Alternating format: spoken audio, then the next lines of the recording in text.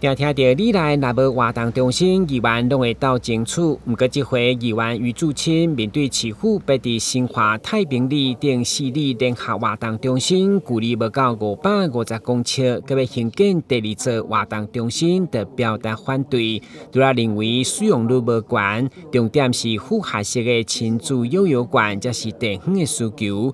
同时嘛，不满地方因为选举混乱，造成活动中心的管理使用沦为私人操作，所以强烈要求民政局改制协调。你要请他们自己去沟通，他们自己就沟通不好了，我们要怎么去沟通？这我会和区公所那个再讨论啊，还有这个部分。讨论，你要安怎款的讨论？我想要知影结果。我嘛甲局长讲，你爱强烈改制吧，啊，你也历史上这路你无法度的时阵，那个。局长通常拢是惊得失里长啊，你敢有想过这个问题？我讲啦，你上啊，伊嘛去得失迄个社区理事长啊，啊，类似像这种问题，唔是讲会上得失上有理上无理。理事长会当去开理事长会报啊，社区发展协会理事长袂当去开啊。那是可以，他有什么这样的意见，他可以直接反映到那个市政府来。啊，不是讲理调会议就讲一定讲啊，社区嘛有伊的意见，啊有意见嘛当反映到市府来嘛，这部分我来加强来处理啦。活动中心原本就是公共设施，绝对不是私人财产。加上有明确的管理使用办法，